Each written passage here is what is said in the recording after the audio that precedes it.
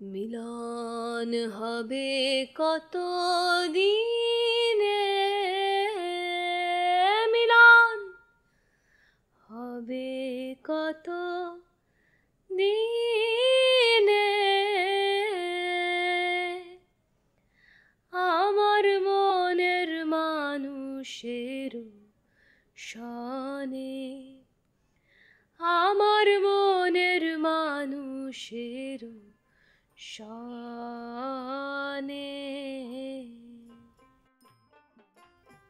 এমন সমাজ কবে গো সৃজন হবে, যেদিন হিন্দু মুসলিম বৌদ্ধ খ্রিস্টান জাতি গোত্র নাহি রবে।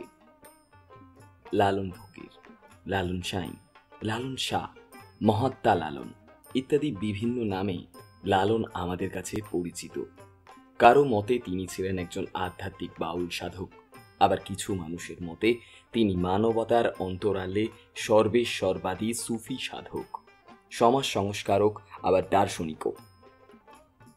লালন একাধারে অসংখ্য অসাধারণ গানের স্রষ্টা, সুরকার ও গায়ক ছিলেন। লালনের বাউল তত্ত্ব, তার গান বা লালন গীতিও দর্শনের পরে সবচেয়ে বেশি বিতর্ক হয়েছে তার জন্ম পরিচয় নিয়ে। লালন শাহর জন্ম দিনক্ষণ নিয়ে নানা মুনির নানা মত রয়েছে। তবে এটা ঠিক, প্রত্যেকেরই দেওয়া জন্ম তারিখ প্রায় কাছাকাছি হওয়ায় এটাই ধরে নেওয়া যায় যে লালন শাহ 1774 সালে কুষ্টিয়া জেলার কুমারখালী থানার ভাড়ারা গ্রামে এক কায়স্থ পরিবারে জন্মগ্রহণ করেন। তার ভক্তরা তাকে সাঁইজি বলে ডাকতেন। তার ধর্ম নিয়ে যথেষ্ট মতপার্থক্য থাকলেও বসন্ত কুমার পালের দেয়া তথ্যে জানা যায় লালন সাঁইজি কায়স্থ কুলে চাপড়ায় বিখ্যাত কর মহাশয়দের বংশে জন্মগ্রহণ করেন। এই বিখ্যাত চাপড়া মহকুমা গৌর নদের তীরে অবস্থিত। তার পিতা ছিলেন মাধব কর। ছোটবেলাতেই তার বাবা মারা যান, আর তারপর থেকেই বাড়ির বড় ছেলে হওয়ার দরুন লালনের ওপরই সংসারের বাড়তি দায়িত্বের ভার পড়ে। তিনি সেই সকল দায়িত্ব অত্যন্ত দক্ষতার সঙ্গে সামলাচ্ছিলেন, কিন্তু হঠাৎ করেই সবকিছু তালগোল পাকিয়ে যায়। পরিস্থিতি অত্যন্ত জটিল হয়ে ওঠে, আর তাই লালনকে সমাজ ত্যাগ করতে হয়। এরপর লালন সাঁইজি তার আত্মীয়দের থেকে পৃথক হয়ে দাসপাড়া নামক বস্তিতে বাস করা শুরু করেন। তবে লালন শাহ কোন ধর্মের মানুষ ছিলেন বা কোন ধর্মের মানুষের সন্তান ছিলেন এ নিয়ে যথেষ্ট মতবিরোধ রয়েছে। এছাড়াও তার জন্মস্থান নিয়ে তো মতবিরোধ রয়েছেই। কেউ বলেছেন তিনি মুসলমান পরিবারে জন্মগ্রহণ করেছেন, আবার কেউ বলেছেন তিনি হিন্দু পরিবারে জন্মগ্রহণ করেছেন। কিন্তু তিনি কি বলেছেন, তার কাছে কোন ধর্ম প্রাধান্য পেয়েছে, আমরা তাকে নিয়ে, তার গান নিয়ে যদি বিশ্লেষণ করি, তবে তিনি হিন্দু মুসলিম এই দুই ধর্মের বেড়াজালে আবদ্ধ না থেকে সেই বেড়াজাল থেকে বেরিয়ে এসে মানব ধর্মের ব্রতে নিজেকে সঁপে দেন। লালন বিশ্বাস করতেন সকল মানুষের মাঝে বাস করে এক মনের মানুষ। সেই মনের মানুষের কোনো জাতি, ধর্ম, বর্ণ, লিঙ্গ ভেদ কিচ্ছু নেই। তার মৃত্যুর পর প্রকাশিত প্রবাসী পত্রিকার মাহাত্মা লালন নিবন্ধে প্রথম লালন জীবনী রচয়িতা বসন্ত কুমার পাল বলেছিলেন, সাঁইজি হিন্দু কি মুসলমান এ কথা আমিও স্থির বলিতে অক্ষম। বিভিন্ন সূত্র থেকে জানা যায় লালনের জীবদ্দশায় তাকে কোনো ধরনের ধর্মীয় রীতিনীতি পালন করতেও দেখা যায়নি। লালনের কোনো প্রাতিষ্ঠানিক শিক্ষা ছিল না। নিজ সাধনা বলে তিনি হিন্দু ধর্ম এবং ইসলাম ধর্ম উভয় শাস্ত্র সম্পর্কে জ্ঞান লাভ করেন। তার রচিত গানে এর পরিচয় পাওয়া যায়। প্রবাসী পত্রিকার নিবন্ধে বলা হয়, লালনের সকল ধর্মের লোকের সঙ্গেই সুসম্পর্ক ছিল। মুসলমানদের সঙ্গে তার সুসম্পর্কের কারণে অনেকেই তাকে মুসলমান বলে মনে করত। আবার বৈষ্ণব ধর্মের আলোচনা করতে দেখে হিন্দুরা তাকে বৈষ্ণব বলে মনে করত। প্রকৃতপক্ষে লালন ছিলেন মানবতাবাদী। ওনার জীবনের অনেক তথ্যই আমাদের কাছে এখনো অধরা। সেই সকল অজানা তথ্য দিয়েই তৈরি আমাদের এই অডিও শো মনের মানুষ লালন ফকির। লালন সকল সাধারণের মধ্যে ছিলেন এক অসাধারণ ব্যক্তিত্ব। মানবতার জয়গান করা লালন ফকিরের জীবনের সকল বাঁকের গল্প আমাদের এই অডিও শোতে আপনারা খুঁজে পাবেন। আপনারা শুনছেন কুকু FM, শুনুন যেমন চায়। আপনাদের সঙ্গে আমি RJ আকাশ।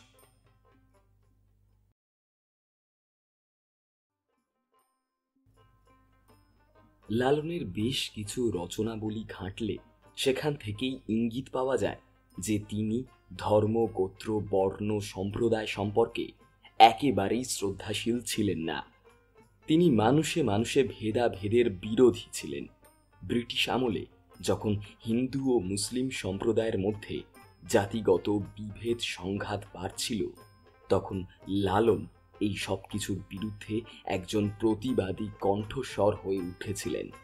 তার কাছে এই জাতি, ধর্ম, বর্ণ নির্বিশেষে মানুষই ছিল সর্বশ্রেষ্ঠ। তিনি ছিলেন মানবতাবাদী। লালনের শিষ্যদের মতে লালনকে কোনো ধর্ম দিয়ে বিচার করা উচিত নয়। যদি সেটা করা হয় তাহলে তাকে অপমান করা হবে।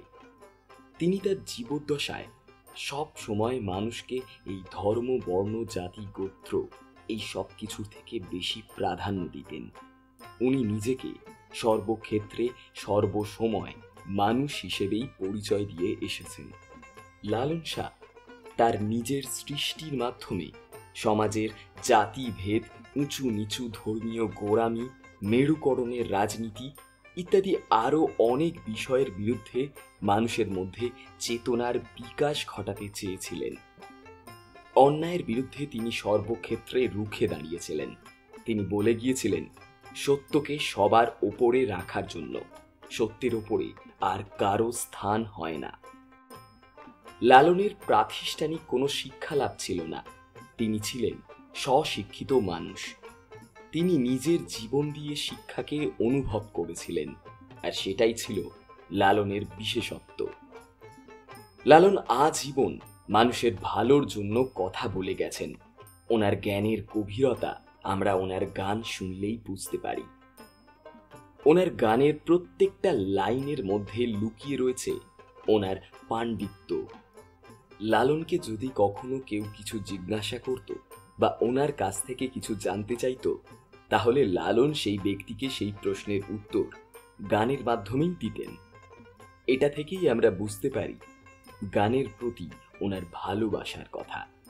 গানই ছিল লালনের অস্ত্র। তিনি নিজের সকল অভিব্যক্তি গানের মাধ্যম দিয়েই ব্যক্ত করতেন। লালনের অন্তর থেকে প্রতিটা গানের সুর এবং সেই গানের লেখা তৈরি হতো। তাই এত বছর পরও এখনো সেই গানগুলো শুনলে গানের প্রতিটা শব্দ, সুর আমাদের হৃদয়ের হৃৎস্পন্দনে স্পর্শ করে। পৃথিবীতে যুগে যুগে সাধক পণ্ডিত ব্যক্তিরা এসেছেন মানুষের কল্যাণে, সমাজের কল্যাণে। তারা কখনো নিজেদের কথা ভাবেননি, ভেবেছেন গোটা মানব সমাজের কথা। সকল মানুষদেরকে তারা আলোর দিশা দেখিয়েছেন। বলে গেছেন, আগামীর উজ্জ্বল নক্ষত্ররা আমাদের মধ্যেই বিরাজমান, উপস্থিত। শুধু নিজেদের একটু পরিচর্যার প্রয়োজন। লালন ফকির ধর্মীয় সংঘাতের বিরুদ্ধে ছিলেন এবং তার অনেক গান রাজনীতিকে উপহাস করে রচিত। এমনকি তিনি ভারতীয় উপমহাদেশে ঔপনিবেশিক বিরোধী জাতীয়তাবাদী আন্দোলনের শীর্ষে জাতীয়তাবাদকে প্রত্যাখ্যান করেছিলেন। শ্রেণী বা বর্ণ, খণ্ডিত শ্রেণীবদ্ধ সমাজকে তিনি বিশ্বাস করতেন না এবং বর্ণবাদের বিরুদ্ধেও পদক্ষেপ নিয়েছিলেন তিনি। লালনের চিন্তাভাবনা অতীন্দ্রিয় বা আধ্যাত্মিক ধরনের সঙ্গে খাপ খায় না। তার গানের গ্রন্থগুলি বাংলার দার্শনিক চিন্তাধারায় জড়িত, যা ভারতীয় উপমহাদেশের, বিশেষ করে নেপাল, বাংলা এবং গাঙ্গেয় সমভূমির অব্যাহত তান্ত্রিক ঐতিহ্যরূপে বর্তমান। তিনি জাতি, গোষ্ঠী ও ধর্মের পার্থক্যের বিরুদ্ধে চৈতন্য কর্তৃক সূচিত সামাজিক আন্দোলন দ্বারা ব্যাপকভাবে প্রভাবিত হয়েছিলেন। তার গানগুলি সঠিক এবং ভুলের যে কোনো পরম মানকে প্রত্যাখ্যান করে এবং মানুষকে বস্তুগত বা আধ্যাত্মিকভাবে বিভক্ত করার যে কোনো প্রচেষ্টার তুচ্ছতা দেখায়।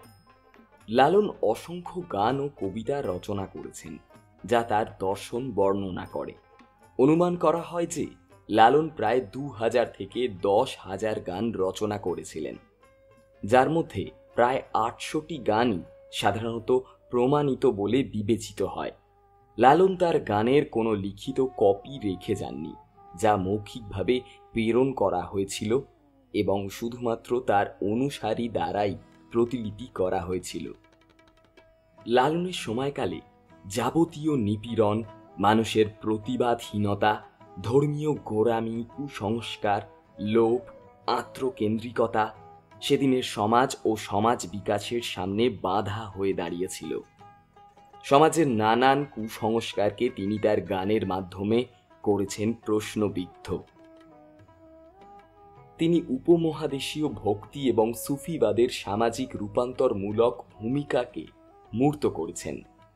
তিনি জীবনকে বুঝতে এবং উপলব্ধি করতে সক্ষম হওয়ার জন্য, বৌদ্ধিক এবং মানসিক অবস্থার পরিবর্তন করার জন্য সঙ্গীতের শক্তিতে বিশ্বাস করতেন। আধ্যাত্মিক ভাবধারায় তিনি প্রায় 2000 গান রচনা করেছিলেন। তার সহজ সরল শব্দময় এই গানে মানব জীবনের রহস্য, মানবতা ও অসাম্প্রদায়িক দৃষ্টিভঙ্গি প্রকাশ পেয়েছে। লালনের বেশ কিছু রচনা থেকে ইঙ্গিত পাওয়া যায় যে তিনি ধর্ম, গোত্র, বর্ণ, সম্প্রদায় সম্পর্কে অতীব সংবেদনশীল ছিলেন। ব্রিটিশ আমলে যখন হিন্দু ও মুসলমান সম্প্রদায়ের মধ্যে জাতিগত বিভেদ সংঘাত বাড়ছিল, তখন লালন ছিলেন এর বিরুদ্ধে প্রতিবাদী কণ্ঠস্বর। তিনি মানুষে মানুষে কোনো ভেদাভেদে বিশ্বাস করতেন না। তিনি ছিলেন মানবতাবাদী। আর লালন দর্শনের মূল কথাই হচ্ছে মানুষ। আর এই দর্শন প্রচারের জন্য তিনি শিল্পকে বেছে নিয়েছিলেন। লালনকে অনেকেই পরিচয় করিয়ে দেবার চেষ্টা করেছেন সাম্প্রদায়িক পরিচয় দিয়ে। কেউ তাকে হিন্দু বলে পরিচয় করিয়েছেন, কেউ বলেছেন তিনি ছিলেন মুসলমান। কিন্তু লালন কি বলেছিলেন? লালনের প্রতিটা গানে তিনি নিজেকে ফকির হিসেবে উপস্থাপন করেছিলেন। তাই আমাদেরও উচিত ওনার ভাবনাকে সম্মান জানানো, ধর্ম, বর্ণ, জাতি, গোত্রের ঊর্ধ্বে লালনকে স্বীকার করা।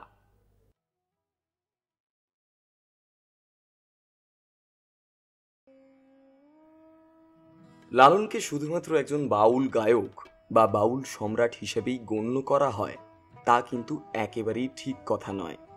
লালন হলো একটা দর্শন। লালন তার নিজের গান, লেখা ও সুরের মধ্যে দিয়ে তার নিজের দর্শনের ইঙ্গিত দিয়েছেন। লালনের প্রতিটা গানের মধ্যেই তার মাটির টান, তার সাধারণ জীবনযাপন ও সরলতা প্রকাশ পায়। লালনের মৃত্যুর এত বছর পরও আজ আমরা ওনার জীবন দর্শন নিয়ে কথা বলছি। ওনার সৃষ্টি আজও আমাদেরকে ভাবাচ্ছে, মুগ্ধ করছে। এই দীর্ঘ সময়ের বিস্তৃত ব্যবধানের অতলে তলিয়ে যাননি তিনি, বরং তার সৃষ্টির ঔজ্জ্বল্য বেড়েছে পরিধি। ফকির লালন শাহ বিশ্বজুড়ে এক জাদুকরী মুগ্ধতা বিস্তার করে চলেছেন। তিনি তার গানের বাণীর ভেতর দিয়ে একটি জীবন বিধানের নির্দেশনা দিয়েছেন। তার গান এক গভীর চেতনায় এই বিশ্ব সংসার, মানব ধর্ম, ঈশ্বর, ইহলৌকিক ও পরলৌকিক সম্পর্ককে নতুন দৃষ্টিতে দেখতে মানুষকে উদ্বুদ্ধ করে। মরমী সাধকের পরম্পরা থাকে, তবে লালনের দ্যুতি এমনই তীব্র ও রহস্যময় যে তারপর আর কোনো মরমী সাধক নিজেকে সেভাবে মেলে ধরতে পারেননি। 2 শতাব্দী ও 4 দশক পেরিয়ে গেছে, তবু আজও লালন মরমী জগতে সার্বভৌম ব্যক্তি। লালন ছিলেন মানবতাবাদী সাধক। তিনি ধর্ম, বর্ণ, গোত্র সহ সব ধরনের জাতিগত বিভেদ থেকে সরে এসে মানবতাকে সর্বোচ্চ স্থান দিয়েছেন। অসাম্প্রদায়িক চেতনা থেকেই তিনি তার গান রচনা করে গেছেন। তার গান ও দর্শন যুগে যুগে প্রভাবিত করেছে বিশ্বকবি রবীন্দ্রনাথ ঠাকুর, মার্কিন কবি অ্যালেন গিন্সবার্গের মতো বহু খ্যাতনামা কবি, সাহিত্যিক, দার্শনিক, বুদ্ধিজীবী সহ অসংখ্য মানুষকে। তার গানগুলো যুগে যুগে বহু সঙ্গীত শিল্পীর কণ্ঠে উচ্চারিত হয়েছে গভীর মমতায়। লালনের ধর্মবিশ্বাস সম্পর্কে বিখ্যাত লেখক সুনীল গঙ্গোপাধ্যায় বলেছিলেন, লালন ধার্মিক ছিলেন, কিন্তু কোনো বিশেষ ধর্মের রীতিনীতি পালনে আগ্রহী ছিলেন না। সব ধর্মের বন্ধন ছিন্ন করে মানবতাকে সর্বোচ্চ স্থান দিয়েছিলেন জীবনে। তাই তার এক গানে তিনি নিজেকে প্রশ্ন করেন, এমন সমাজ কবে গো সৃজন হবে, যেদিন হিন্দু, মুসলমান, বৌদ্ধ, খ্রিস্টান জাতি গোত্র নাহি রবে। লালনের গানে মানুষ ও তার সমাজই মুখ্য। লালন বিশ্বাস করতেন সব মানুষের মধ্যে বাস করে এক মনের মানুষ, আর সেই মনের মানুষের সন্ধান পাওয়া যায় আত্মসাধনার মাধ্যমে। লালনের সময়কালে যাবতীয় নিপীড়ন, মানুষের প্রতিবাদহীনতা, ধর্মীয় গোঁড়ামি, কুসংস্কার, লোভ, আত্মকেন্দ্রিকতা সেদিনের সমাজ ও সমাজ বিকাশে বাধা হয়ে দাঁড়িয়েছিল। সমাজের নানা কুসংস্কারকে তিনি তার গানের মাধ্যমে করেছেন প্রশ্নবিদ্ধ। আর সে কারণেই সেই সংগ্রামে বহু কবি, শিল্পী, সাহিত্যিক, ঐতিহাসিক, সম্পাদক, বুদ্ধিজীবী, লেখক, এমনকি গ্রামের নিরক্ষর মানুষও আকৃষ্ট হয়েছিলেন। আধ্যাত্মিক ভাবধারায় তিনি প্রায় 2000 গান রচনা করেন। তার সহজ সরল শব্দে রচিত সেসব গানে মানব জীবনের রহস্য, মানবিকতা, অসাম্প্রদায়িক দৃষ্টিভঙ্গি প্রকাশ পেয়েছে। শুধু গানের মাধ্যমেই নয়, তিনি অন্যায়ের বিরুদ্ধে সঙ্গবদ্ধ শিষ্যদেরকে সঙ্গে নিয়ে লাঠি ধরতেও দ্বিধাবোধ করতেন না। কুমারখালীর কাঙাল হরিনাথ মজুমদার গ্রাম বার্তা প্রকাশিকা নামে একটি পত্রিকা প্রকাশ করতেন। এরই একটি সংখ্যায় ঠাকুর জমিদারদের প্রজাপীড়নের তথ্য প্রকাশের সূত্র ধরে উচ্চপদস্থ ইংরেজ কর্মকর্তারা বিষয়টি লক্ষ্য করেন। এতে করে কাঙাল হরিনাথ মজুমদারের ওপর বেজায় ক্ষুব্ধ হয়ে ওঠেন ঠাকুর জমিদারেরা।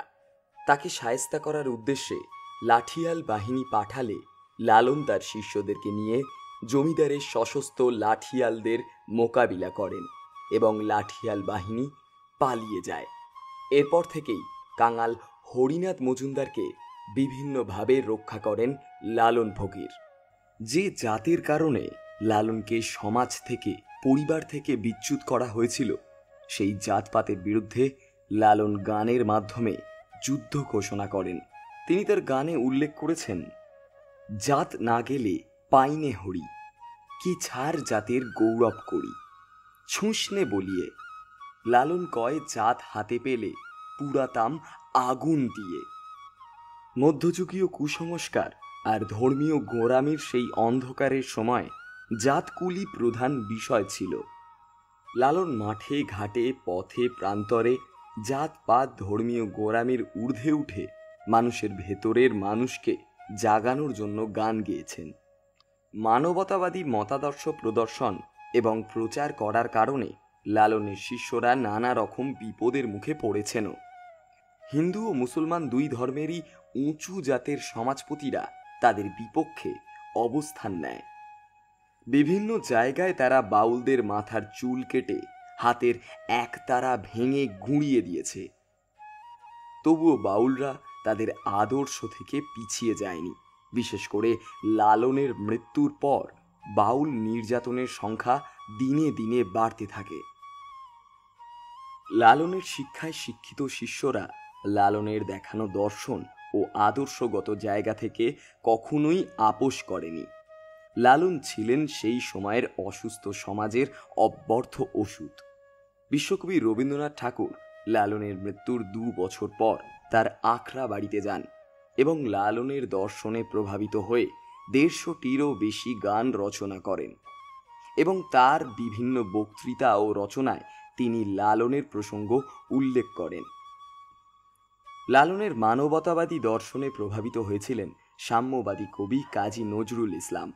মার্কিন কবি এলেন গিন্সবার্গ লালনের দর্শনে প্রভাবিত হন এবং তার রচনাবলিতেও লালনের রচনা শৈলীর অনুকরণ দেখা যায়। তিনি আফটার লালন নামে একটি কবিতাও রচনা করেন। লালনের সঙ্গীত ও ধর্মদর্শন নিয়ে দেশে বিদেশে নানা গবেষণা হয়েছে ও হয়ে চলেছে। 1963 সালে ছেউরিয়ায় আখড়া বাড়ি ঘিরে লালন লোকসাহিত্য কেন্দ্র প্রতিষ্ঠিত হয়। এরপর লালন লোকসাহিত্য কেন্দ্রের বিলুপ্তি ঘটিয়ে 1978 সালে শিল্পকলা একাডেমির অধীনে প্রতিষ্ঠিত হয় লালন একাডেমি। তার মৃত্যু দিবসে ছেউরিয়ার আখড়ায় স্মরণ উৎসব হয়। দেশ বিদেশের প্রত্যন্ত অঞ্চল থেকে অসংখ্য মানুষ লালন স্মরণ উৎসব ও দোল পূর্ণিমায় এই আধ্যাত্মিক সাধকের দর্শন অনুসরণ করতে প্রতি বছর এখানে এসে থাকেন। 2010 সাল থেকে এখনো 5 দিন ব্যাপী উৎসব হয় এখানে। এই অনুষ্ঠানটি লালন উৎসব হিসেবে আমাদের লোকমহলে পরিচিত।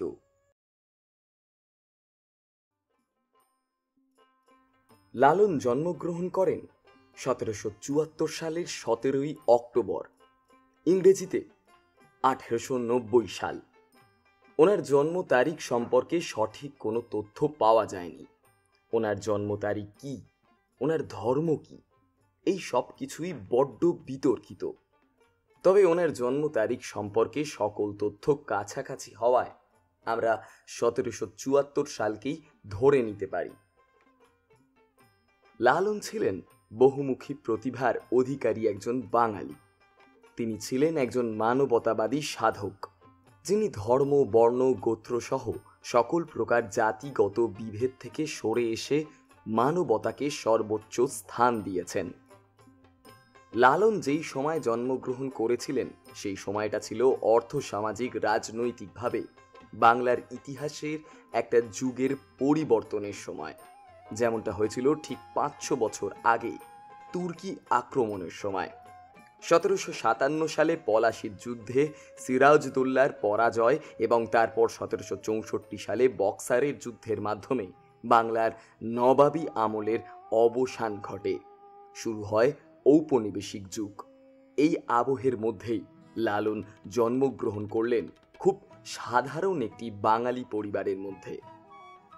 কিন্তু ওনার জন্মস্থান যে আসলে কোথায় সেটা নিয়ে যথেষ্ট মতভেদ রয়েছে। কেউ বলেন ওনার জন্ম হয়েছিল কুষ্টিয়া জেলার কুমারখালীর ভারারা গ্রামে, আবার অনেকে বলে থাকেন সেটা বাংলাদেশের যশোরে, আবার কেউ কেউ বলে ঝিনাইদহে ওনার জন্ম। লালনের ধর্ম নিয়েও যথেষ্ট মতভেদ রয়েছে, কিন্তু লালন নিজে কখনো তার ধর্ম নিয়ে কোনো প্রকার উত্তর দেননি, কারণ সারাটা জীবন তিনি নিজের গান দিয়ে বোঝাতে চেয়েছেন এই ধর্ম, বর্ণ, গোত্র শুধুমাত্র মানুষকে ভাগ করার কাজেই ব্যবহৃত হয়, আর অন্য কিছুতেই নয়। সবার ওপরে মানুষ সত্য, তাহার ওপরে নাই। তিনি তার গানের মাধ্যমে বলেছেন, জাত গেল বলে এ কি আজব কারখানা। আসলে তিনি এমন একটা সমাজ চেয়েছিলেন যেখানে হিন্দু, মুসলিম, বৌদ্ধ, খ্রিশ্চান জাতি গোত্র নাহি রবে। কেউ যদি ওনাকে জাত নিয়ে কোনো প্রশ্ন করত তাহলে তিনি বলতেন, সব লোকে কয় লালন কি জাত সংসারে। লালন বলে, জাতির কি রূপ দেখিলাম নাহি নজরে। প্রাতিষ্ঠানিক শিক্ষার সুযোগ তিনি পাননি, কিন্তু তিনি যা শিখেছিলেন, যা শেখাতে চেয়েছিলেন, সেগুলো অনেক বড় বড় পণ্ডিত মানুষও মানব ধর্মের এই সহজ অভিব্যক্তিগুলো অনুভব করতে পারেন না। কথিত আছে তিনি একবার তীর্থ ভ্রমণে বেরোন। পথে তিনি বসন্ত রোগে অসুস্থ হয়ে পড়লে বাকি সঙ্গী সাথীরা তাকে মৃত মনে করে এবং মুখাগ্নি করে ওনাকে নদীর জলে ভাসিয়ে দেন। তার কিছুদিন পর এক মুসলিম রমণী তাকে নদীর তীর থেকে উদ্ধার করে। তাকে অসুস্থ এবং সংজ্ঞাহীন অবস্থায় খুঁজে পান সেই রমণী। তখন তিনি তাকে তৎক্ষণাৎ সেবা যত্ন করা শুরু করে এবং লালন এতে সুস্থ হয়ে ওঠেন। সুস্থ হয়ে লালন যখন নিজের বাড়ি ফিরে আসেন, তখন তার নিজস্ব আত্মীয় স্বজনেরা এবং তৎকালীন সমাজের বড় বড় মানুষেরা তাকে সমাজে গ্রহণ করতে অস্বীকার করে, কারণ তিনি মুসলমান এক ঘরে আশ্রয় নিয়েছিলেন, আর সেই ঘরেতেই তিনি জল পান করেছিলেন। সেই জন্য এই ঘটনার পরে লালন খুব কষ্ট পেয়েছিলেন, আর সেই জন্যই তিনি সিদ্ধান্ত নেন সমাজ ত্যাগ করবেন। তারপর তিনি বাউল গুরু সিরাজ সাঁইয়ের কাছ থেকে দীক্ষা নেন এবং কুষ্টিয়ার ছেউড়িয়া গ্রামে তার আখাড়া স্থাপন করে তার বাউল সাধনা শুরু করেন এবং অনবরত লিখতে থাকেন একের পর এক গান।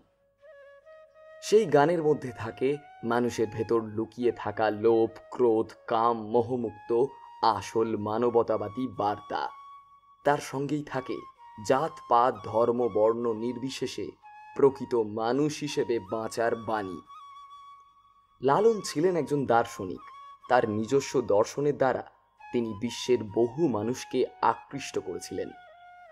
লালনের গানের লক্ষ্য বাস্তববাদের বাইরে এক অবর্ণনীয় বাস্তবতা। তিনি সামাজিক অবস্থার প্রতি নজরদার ছিলেন এবং তার গানগুলি সহজ অথচ চলমান ভাষার দৈনন্দিন সমস্যার কথা বলেছিল। তার দর্শন মৌখিকভাবে প্রকাশ করা হয়েছিল, সেই সাথে গান এবং বাদ্যযন্ত্রের মাধ্যমে লোকযন্ত্র ব্যবহার করে, যা বাড়িতে উপলব্ধ উপকরণ দিয়ে তৈরি করা যেতে পারে, যেমন একতারা এবং ডুগডুগি। লালনের গান মূলত বাউল সম্প্রদায়ের মধ্যেই সীমাবদ্ধ ছিল। স্বাধীনতার পরে প্রতিষ্ঠিত সমস্ত গায়কদের মাধ্যমে শহরের মানুষদের কাছে পৌঁছে যায় লালনের গান। সেই সমস্ত প্রতিষ্ঠিত গায়কেরা অনেকেই একতারা ও বায়া ছাড়া অন্য বাদ্যযন্ত্র ব্যবহার শুরু করেন। লালন শাহর প্রভাবেই 19 শতকে বাউল সঙ্গীত বিশেষ জনপ্রিয়তার শিখরে পৌঁছে যায় এবং একটা সময় পর তাকে বাউল সম্রাট হিসাবেও আখ্যায়িত করা হয়।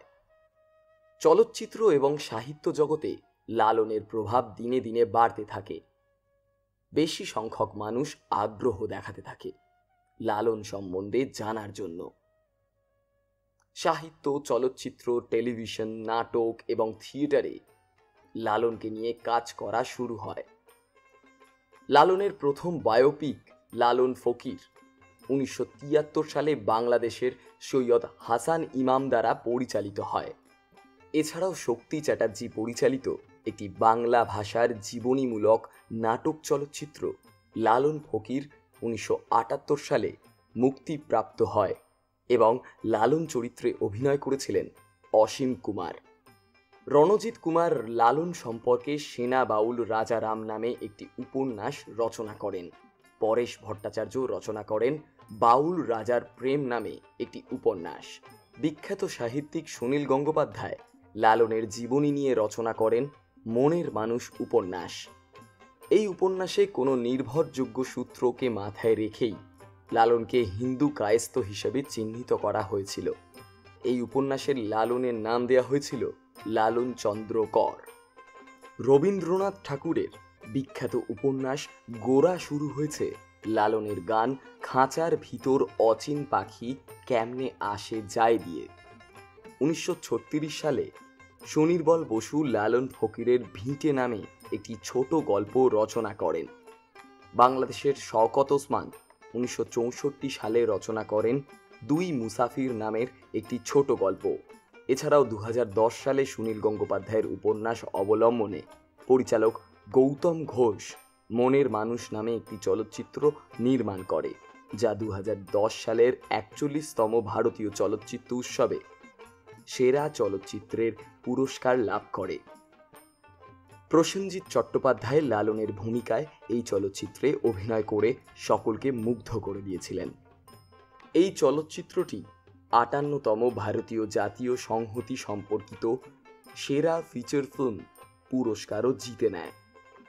মার্কিন কবি এলেন গিন্সবার্গ লালনের দর্শনে প্রভাবিত হন এবং তার রচনাবলিতেও লালনের রচনাশৈলীর অনুকরণ দেখা যায়। তিনি আফটার লালন নামে একটি কবিতাও রচনা করেন। রবীন্দ্রনাথ ঠাকুর বলেন, তিনি লালনের আছে যার মনের মানুষ সে মনে এই গানে উল্লিখিত মনের মানুষ কে তা আবিষ্কার করতে পেরেছেন। এ প্রসঙ্গে তিনি একটি কবিতাও রচনা করেন, যার কথা ছিল, আমার প্রাণের মানুষ আছে প্রাণে তাই হেরিতায় সকল খানে।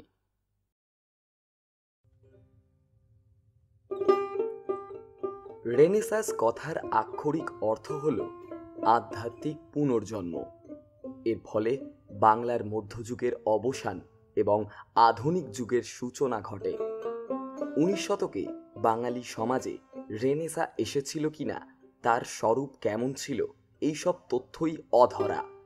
এসব নিয়ে এ যাবৎ তর্কের আসর কম জমেনি, কিন্তু তাতে এসব প্রশ্নের সুরাহা বা স্পষ্ট সিদ্ধান্ত বেরিয়ে এসেছে এমন কথা বলা চলে না। তবে একটা কথা না মেনে উপায় নেই যে সীমাবদ্ধতা অসম্পূর্ণতা সত্ত্বেও 19 শতকের বাংলায়, স্পষ্ট করে বললে নগর কেন্দ্রিক বাংলায়, আরও নির্দিষ্ট করে বললে কলকাতা মহানগরীকে কেন্দ্র করে যে শিক্ষিত কুলীন হিন্দু সমাজে একটি জাগরণ এসেছিল, এই নাগরিক জাগরণের হাওয়া ধীরে ধীরে কিছু পরিমাণে মফস্বলেও ছড়িয়ে পড়েছিল। নানা সঙ্গত বিবেচনায় রামমোহন রায়কে এই জাগরণের প্রেরণা পুরুষ বলা হয়ে থাকে। তবে এই জাগরণের প্রধান যে দুটি অপূর্ণতা বা খামতির কথা মনে হতে বাধ্য, তা হলো এই নবজাগরণের সঙ্গে বাঙালি মুসলমানের কোনো যোগ ছিল না। এর দায় কোন পক্ষের, সে আলোচনা এখানে অপ্রাসঙ্গিক। তারপর গ্রামীণ বাংলার বিশাল জনগোষ্ঠী, হিন্দু ও মুসলমান, তারাও অনুপস্থিত ছিল। এই মর্যাদাহীন পল্লীবাসীর জীবনে ও সমাজে নাগরিক রেনেসাঁর বাণী এসে কখনো পৌঁছায়নি। অথচ এই পীড়িত অবমানিত জীবনে এমন একজনের প্রয়োজন ছিল যিনি সামাজিক সাম্যের কথা বলবেন, নিম্নবর্গের মানুষকে পরম মমতায় আশ্রয় দেবেন, স্বাস্থ্য আচারমুক্ত মানবিক মূল্যবোধ প্রতিষ্ঠায় অগ্রণী হবেন, জাতপাত আর সম্প্রদায় বিরোধের গোড়াটা দেবেন কেটে। অবশেষে তিনি অর্থাৎ ফকির লালন সাঁই এলেন সামাজিক অঙ্গীকার ও মানবিক সত্যের সুসমাচার নিয়ে। দুজনই এলেন প্রায় একই সঙ্গে, একজন 1772 ও অপরজন 1774, মাত্র 2 বছরের ফারাক। রামমোহনের সঙ্গে লালনের বয়সের তেমন অসাম্য না থাকলেও বংশকৌলিন্য, শিক্ষা, অর্থবিত্ত, অভিজাত্য, সামাজিক প্রভাব প্রতিষ্ঠার দিক থেকে তাদের পার্থক্য ছিল আসমান আর জমিনের। পূর্বাশ্রমের ঘরোয়া বা সামাজিক জীবনের কথায় জানা যায়, লালন ছিলেন গ্রামের মানুষ, কুল গৌরব বঞ্চিত, হতদরিদ্র, নিরক্ষর। নিস্তরঙ্গ গ্রামের আর 10টা অতি সাধারণ গৃহস্থের মতোই বিবর্ণ ছিল তার জীবন। এই লালনই জ্বলে উঠলেন একদিন বাউলের মন্ত্রে দীক্ষা নিয়ে। মরমী সাধনা সূত্রে আর সামাজিক অভিজ্ঞতায় সমৃদ্ধ হয়ে তিনি এলেন। তার গানে ও কথার আধারেই মুলুকে ফুটল এক নতুন আলোর রোশনাই। জাতপাতের বেড়া ভেঙে এক হলো ব্রাহ্মণ, চণ্ডাল, চামার, মুচি। বহু শতাব্দীর বাংলা গানের ইতিহাস সমৃদ্ধ হয়েছে বিভিন্ন যুগে বিচিত্র থেকে বিচিত্রতর গানের বৈশিষ্ট্য নিয়ে আর অসংখ্য গুণী মানুষের অবদানে। সে ধারায় প্রায় হারিয়ে যাওয়া একটি নাম রাজা রামমোহন রায়।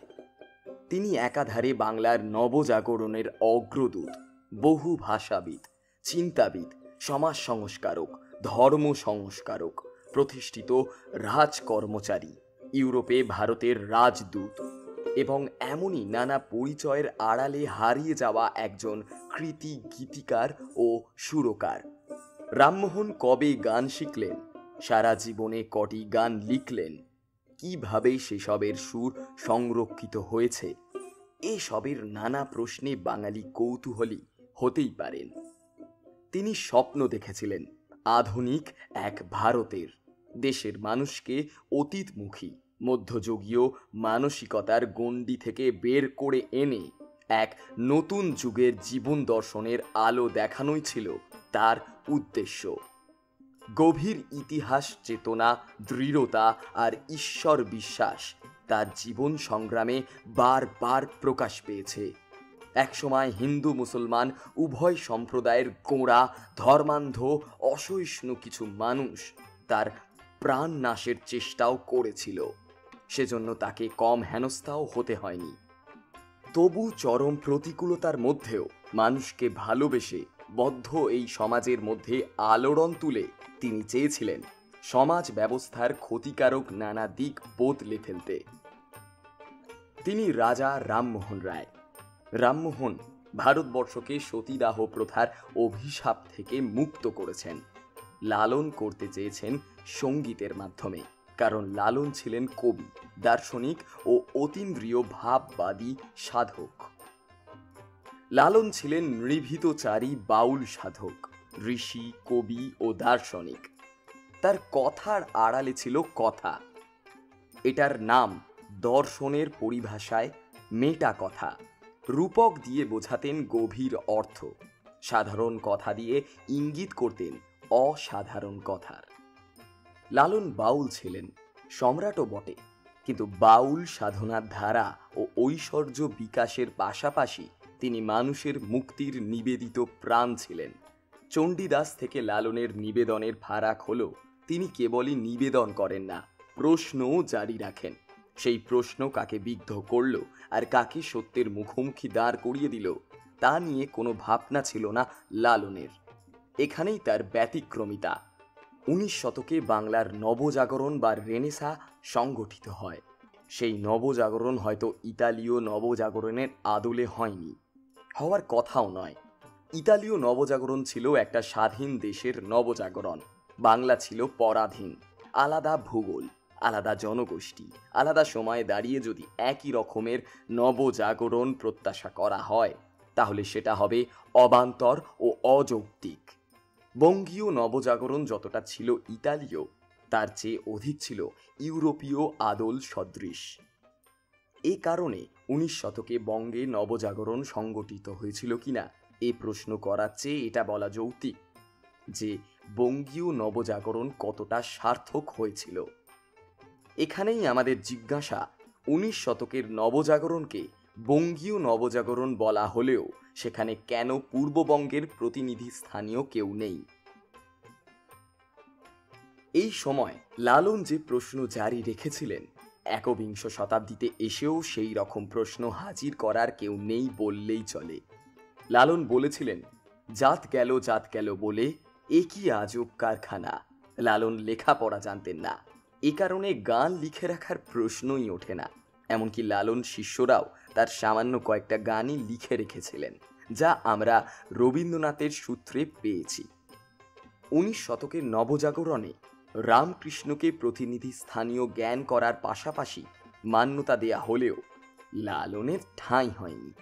লালন পূর্ববঙ্গের, লালন ব্রাহ্মণ নয়। লালনের স্বামী বিবেকানন্দর মতো একজন ইংরেজি জানা শিষ্য ছিল না। লালন কলকাতার বাসিন্দা না হয়ে তৎকালীন নদিয়ার কুষ্টিয়ার মতো এক অজপাড়া গায়ে ছিলেন। এসবই হয়তো লালনকে আড়াল করে রেখে দিয়েছিল। গ্রামীণ বাংলার নবজাগরণের দূত ফকির লালন শাহ একদিকে ছিলেন সমাজ বিপ্লবী, আর কর্মে ছিলেন যোগসিদ্ধ পুরুষ। জনসংস্কৃতির উর্বর ভূমি কুষ্টিয়া তথা নদিয়া জেলার সকল অঞ্চলে লালনের জ্ঞানের কথা, শাস্ত্রের কথা যেমন জন্মেছে, তেমনি মর্ম কথা ও প্রেমের কথাও এসেছে। লালন তার সমকালীন সমাজের নানান কুসংস্কার, সাম্প্রদায়িকতা, সামাজিক বিভেদ ইত্যাদির বিরুদ্ধে তার রচিত গানে তিনি একই সঙ্গে প্রশ্ন ও উত্তর করার একটি বিশেষ শৈলী অনুসরণ করেছেন। এছাড়া তার অনেক গানে তিনি রূপকের আড়ালেও তার নানান দর্শন উপস্থাপন করেছেন। সমগ্র বিশ্বে, বিশেষ করে বাংলাদেশ সহ সমগ্র ভারতীয় উপমহাদেশে লালনের গান ভীষণভাবে জনপ্রিয়।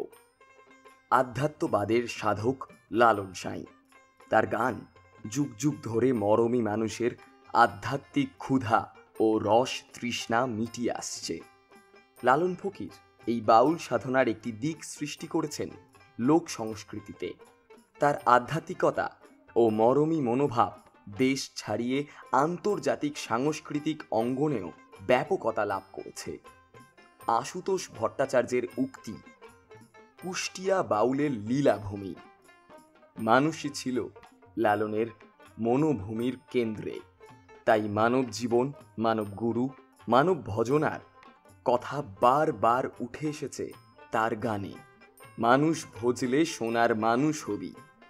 লালন ছিলেন কালের অগ্রগামী পুরুষ, কিন্তু কাল বিরোধী ছিল।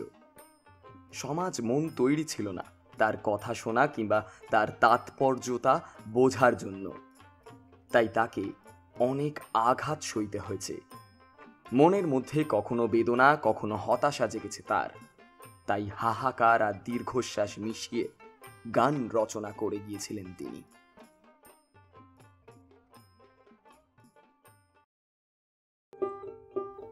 মনের মানুষকে দেখার বাসনা ভক্ত সাধক বাউল লালনের, কিন্তু কেমন করে তিনি তার দেখা পাবেন? তবে তার মনের মানুষ তো তার সবচেয়ে কাছের পড়শি। সেই পড়শির কথা তিনি কি আর বলবেন? তার হাত পা কাঁধ মাথা কিছুই তো নেই। তিনি মুহূর্তের জন্য শূন্যে থাকেন, আবার মুহূর্তের জন্য জলে ভাসেন। এই আরশিনগর বলতে লালন প্রতিবিম্ব প্রতিচ্ছবির কথা বলেছেন, যার বাস কেবল দর্পণে বা আয়নায়। এক কথায় আরশিনগর বলতে আত্মাকে বোঝানো হয়েছে। আরশি প্রতিটি মানুষকে তার নিজের প্রতিমূর্তির দর্শন করায়। এর মাধ্যমে সে নিজের অস্তিত্বকে চিনতে পারে এবং তার অন্তরাত্মা বা তার মানব সত্তাকে সে চিনতে পারে। আরশিনগরকে আনন্দনগর বলেও চিহ্নিত করা যেতে পারে, যেখানে পৌঁছালে মানুষের মনের জ্বালা যন্ত্রণার সমাপ্তি ঘটে। একজন সাধক সারা জীবন ধরে এই আরশিনগর অনুসন্ধান করে যান। পার্থিব বিষয় বাসনায় নিমজ্জিত প্রতিটি মানুষই তার নিজের অন্তরাত্মা থেকে সম্পূর্ণ পৃথক জীবনযাপন করে। কিন্তু মনের মানুষ সন্ধান তার লক্ষ্য, কারণ এই মনের মানুষ আসলে তার শুদ্ধ সত্তা। বাউল সাধকেরা একেই পরমাত্মা দর্শন বলে উল্লেখ করেছেন। এই দর্শন না হলে জীবনে তার মোক্ষ লাভ বা মুক্তি ঘটবে না। লালন ফকির তার সাধনার মধ্যে দিয়ে মানব মনের অন্তর আত্মাকে উপলব্ধি করতে পেরেছিলেন। তার মতে প্রত্যেক মানুষের মনের মধ্যে মনের মানুষ বা অধর মানুষের অবস্থান, আর যে এই মনের মানুষের সন্ধান পেয়েছে সেই প্রকৃত ঈশ্বরকে লাভ করতে পেরেছে। অহং, হিংসা, দেশ, লোভ, লালসা, বিষয় বাসনা ও আমিত্বকে ত্যাগ করলে তবেই এই মনের মানুষের সন্ধান পাওয়া যায়, যা মানব জীবনকে মানবতার শীর্ষে উন্নীত করে পরম আনন্দ দান করে। তখন কোনো পার্থিব সুখ দুঃখই তাকে আর ছুঁতে পারে না। তার আত্মা তখন স্বয়ং সম্পূর্ণ অবস্থানে বিরাজ করে। ঈশ্বর নিরাকার এবং তিনিই পরম, তাই তাকে চোখে দেখা যায় না। কিন্তু এই ঈশ্বরের বাস মানুষের মনেই, আর তাই তিনি প্রতিটি মানুষের একান্ত পড়শি। তবু সাংসারিক বা সামাজিক বন্ধন এবং মোহ তার চোখে এমনই আবরণ করে রাখে যে সে তার নিজের মনের মানুষকেই চিনতে পারে না।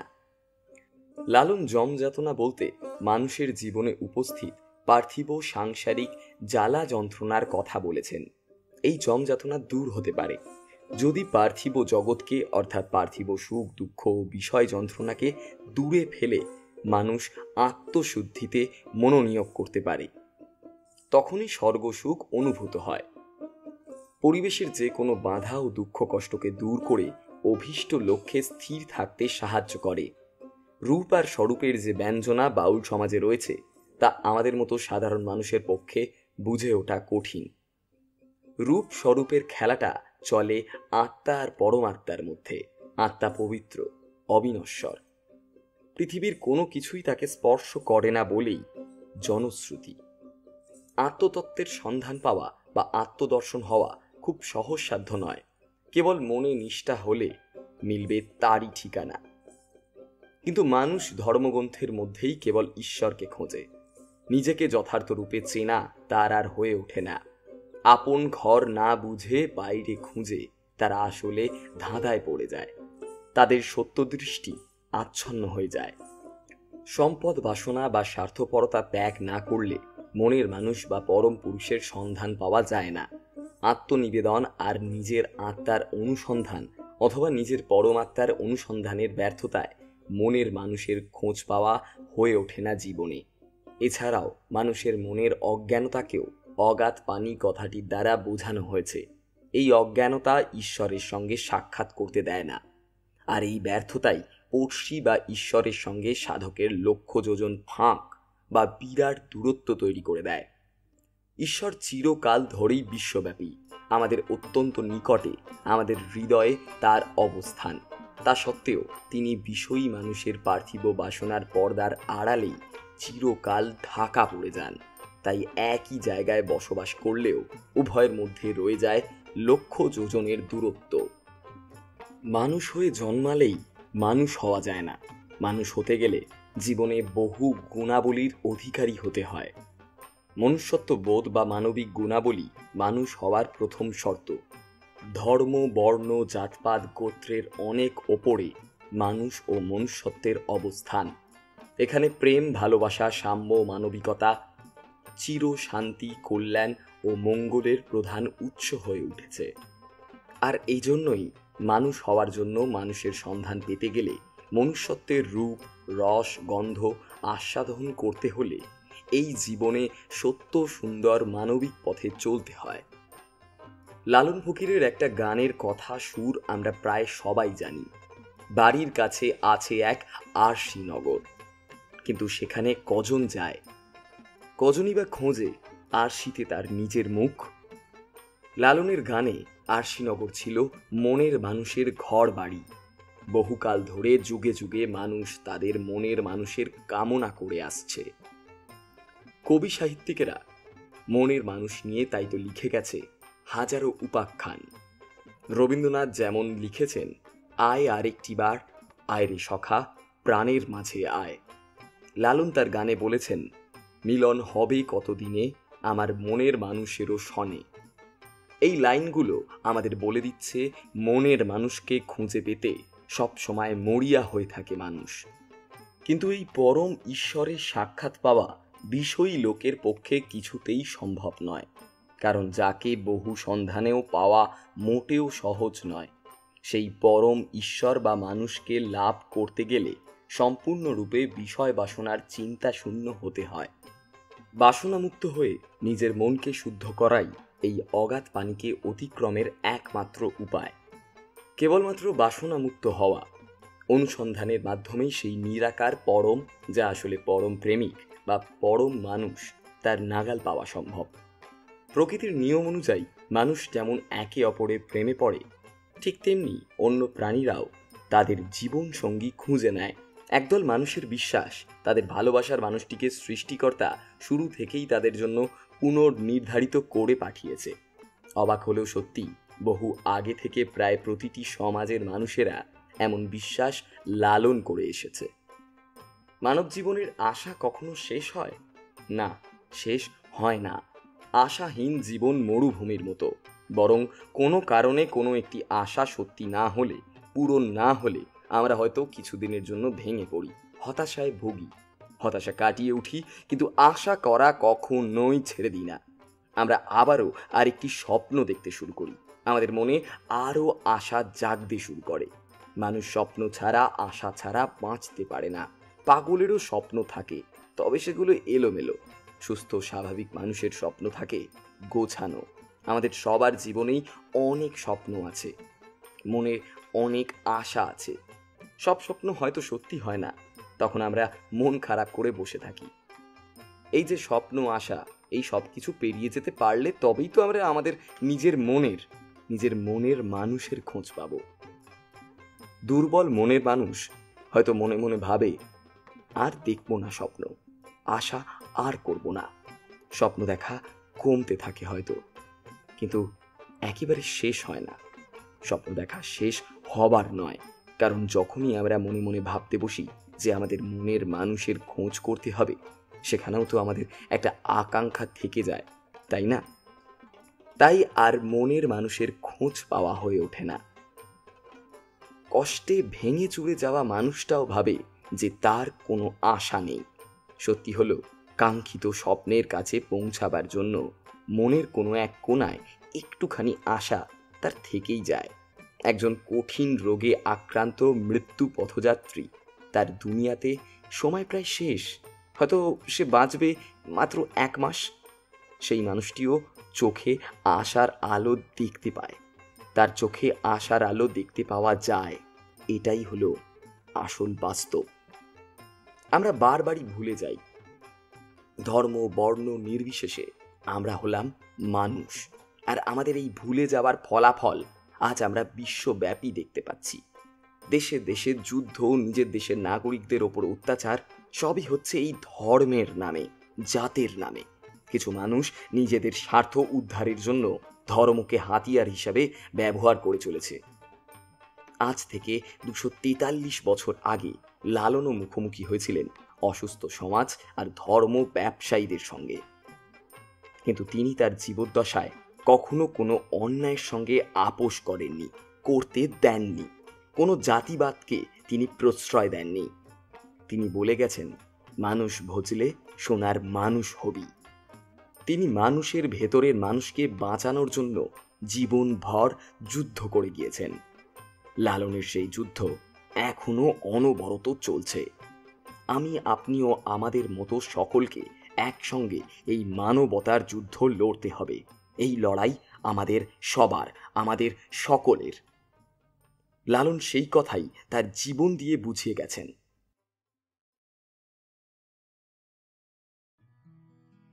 বাংলা সাহিত্য ও সংস্কৃতির প্রায় সব কটি শাখা স্পর্শ করা একমাত্র ব্যক্তিত্ব কবিগুরু রবীন্দ্রনাথ ঠাকুর।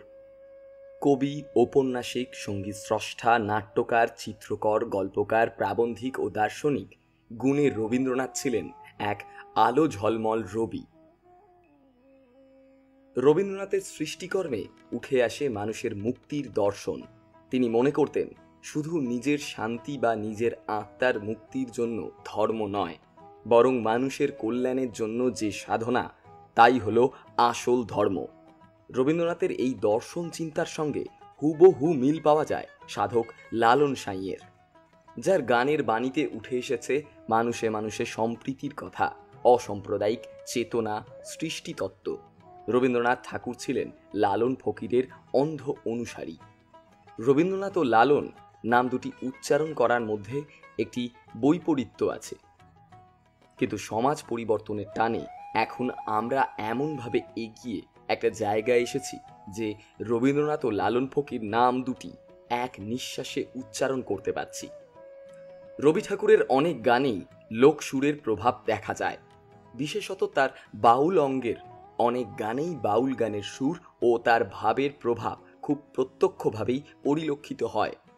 অনুমান করা হয়, পারিবারিক সূত্রেই প্রথম লালন ফকিরের কথা জানতে পেরেছিলেন রবীন্দ্রনাথ।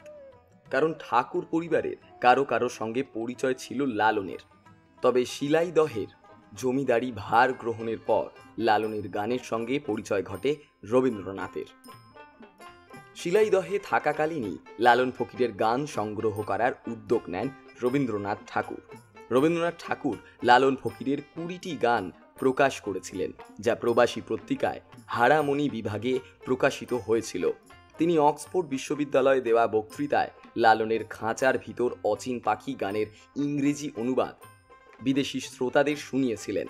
বলা হয়ে থাকে, লালনের গান রবীন্দ্রনাথকে দারুণভাবে প্রভাবিত করেছিল। তার মধ্যে উল্লেখযোগ্য হল, আমার মনের মানুষ আছে প্রাণে, তাই হেরিতায় সকলখানে। ঠাকুর পরিবারের লালন সাঁইয়ের আসা যাওয়া ছিল, এমনটাও বলেছেন কিছু কিছু গবেষক। রবীন্দ্রনাথের জ্যোতি দাদার আঁকা লালনের ছবিটি লালনের জীবিত অবস্থার একমাত্র প্রতিকৃতি। বৃদ্ধ লালন একটি চেয়ারের সামনের দিকে ঝুঁকে বসে আছেন। রবীন্দ্রনাথ ঠাকুর তার এক লেখায় বলেছেন, লালন ফকির নামে একজন বাউল সাধক হিন্দু, মুসলমান, বৌদ্ধ, জৈন ধর্মের সমন্বয় করে কি যেন একটা বলতে চেয়েছেন। আমাদের সবারই সেদিকে মনোযোগ দেওয়া উচিত। খাঁচার ভেতর অচিন পাখি কেমনে আসে যায়। লালনের এই গানটি শুনে রবীন্দ্রনাথ এমনই মুগ্ধ হলেন, দেহতত্ত্বের এই গানটিকে রবীন্দ্রনাথ ইংরেজিতে অনুবাদ করলেন। 1925 সালের ভারতীয় দর্শন মহাসভায় ইংরেজি বক্তৃতায় এই গানের উদ্ধৃতিও দিলেন রবীন্দ্রনাথ। রবি ঠাকুরের সেই কথা ধরে এগোলে লালন সব সময় বলেছেন মানুষের কথা, মানবতার কথা, মানবতাবাদী দর্শনের কথা। আমাদের সেদিকে মনোযোগ দেওয়া উচিত। কারণ এখন সময় এসেছে মানুষের সব কুসংস্কার ভেঙে দিয়ে শুধু মানুষ ভজবার সময়। মানুষ ভজলেই আমরা পরিপূর্ণ হব ধ্যানে, জ্ঞানে, দর্শনে, সব দিকে। সুনীল গঙ্গোপাধ্যায়ের উপন্যাস মনের মানুষে লেখক একটু কায়দা করেই লালন ফকির এবং রবীন্দ্রনাথের দেখা হওয়ার ব্যাপারটি খোলসা করেননি। কারণ তিনি উপন্যাসে দেখাচ্ছেন যেবার শিলাইদহে গিয়ে জ্যোতিরিন্দ্রনাথের সঙ্গে লালন ফকিরের দেখা হয়, সেইবারে জ্যোতিদাদার সঙ্গে কিশোর রবি শিলাইদহতে এসেছিলেন। কিন্তু ঠিক যে সময় লালন ফকির জ্যোতিরিন্দ্রনাথের বজরায় গিয়েছিলেন, ঠিক সেই সময়টাতেই ছোট্ট রবি নদীর চড়ায় বালি হাঁস দেখতে চলে যায়। লালন ফকির আসার পর জ্যোতিদাদা তাকে অনেক ডাকাডাকি করেও পাননি সেই সময়। এখানে জ্যোতিরিন্দ্রনাথ ঠাকুরের সঙ্গে লালন ফকিরের কথোপকথনের একটি দীর্ঘ বিবরণ আছে। সেখানে বলা হয়েছে জ্যোতিরিন্দ্রনাথ এক বন্ধুর কাছে লালন ফকিরের গানের সুখ্যাতি শুনেছিলেন, তাই শিলাইদহেতে এসে লোক পাঠিয়ে তাকে নিজের বজরায় নিয়ে আসেন তিনি। প্রথমে লালন ভেবেছিলেন তাকে বুঝি শাস্তি দেওয়ার জন্য ধরে আনা হয়েছে। তারা যে জমিদারের জমিতে এক জঙ্গলের মধ্যে আখাড়া করেছেন, এ বোধহয় তারই শাস্তি। জমিদারের সঙ্গে তার কথা বলে ভুল ভাঙে, জমিদারকে তিনি গান শোনান, তার গানের দর্শন নিয়ে আলোচনা হয়। তারপর লালন ফকির জ্যোতিরিন্দ্রনাথকে অনুরোধ করেন তাদের আখড়ার জায়গাটিকে নিষ্কর করে দেওয়ার জন্য। সঙ্গে সঙ্গে নায়েব শচীনবাবুকে নির্দেশ দেন এই গ্রামটিকে নিষ্কর হিসেবে পাট্টা করে দেওয়ার জন্য। এই গোটা ব্যাপারটা চলাকালীন কিন্তু কিশোর রবি যে বালি হাঁস দেখতে গেছিল, সে আর ফিরে আসেনি। কবিগুরু রবীন্দ্রনাথ ঠাকুর ও লালন সাঁইজির মধ্যে দেখা সাক্ষাৎ হয়েছে কিনা তা নিয়ে এখনো পর্যন্ত রহস্যই রয়ে গেছে। পক্ষে বিপক্ষে উভয় মতই প্রচলিত রয়েছে। কারোর ধারণা দুজনের সাক্ষাৎ হয়েছে, অন্য পক্ষের মত দেখা হওয়ার সপক্ষে প্রামাণ্য কোনো দলিল দস্তাবেজ নেই। কিছু গবেষক অবশ্য এটা প্রমাণ করার চেষ্টা করেছেন রবীন্দ্র সহোদর জ্যোতিরিন্দ্রনাথ ঠাকুরের সঙ্গে লালনের সাক্ষাৎ হয়েছে এবং তিনি তখন লালনের একটি স্কেচও এঁকেছিলেন। তবে এই দুই কিংবদন্তি পুরুষের সাক্ষাৎ হোক বা না হোক, রবীন্দ্রনাথের কল্যাণে যে লালন সারস্বত সমাজে ব্যাপক পরিচিতি পেয়েছেন তা কিন্তু মিথ্যে নয়। জমিদারি পরিচালনার সূত্রে রবীন্দ্রনাথের শিলাইদহে আসা, সে সুবাদেই লালনের গান সম্পর্কে প্রথম অবহিত হন তিনি। রবীন্দ্রনাথ শুধু বাউলকে বিশ্বের দরবারে উপস্থিত করে কিংবা নিজেকে বাউলের দলভুক্তই করেননি, আপন সৃষ্টির ক্ষেত্রে সারস্বত ঋণ গ্রহণ করেছেন বাউলদের কাছে। গান সংগ্রহ, প্রকাশ এবং অনুবাদ কর্মের বাইরে নিজের সৃষ্টির জগতে বাউলকে বসিয়েছেন বিশেষ আসনে। বাউল প্রেমের সাধক, তাদের প্রেম মানব আশ্রয়ী। মানুষের মধ্যেই তারা মনের মানুষ, অধরা মানুষ, সহজ মানুষ, রসের মানুষ, সোনার মানুষ, ভাবের মানুষ কিংবা এদেরই প্রতীক অচিন পাখিকে খোঁজেন। বাউলের এই খোঁজা চলে মানব দেহের মধ্যেই এবং তার প্রাপ্তিতেই বাউলের সিদ্ধি। রবীন্দ্রনাথ বাউল সম্প্রদায়ের দ্বারা বিশেষভাবে প্রভাবিত হয়েছিলেন।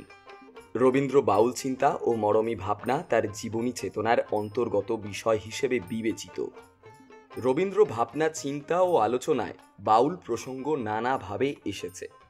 মূলত শিলাইদহের বাউল সম্প্রদায়ের প্রেরণা ও প্রভাবেই তিনি রূপান্তরিত হয়েছেন রবীন্দ্র বাউলে।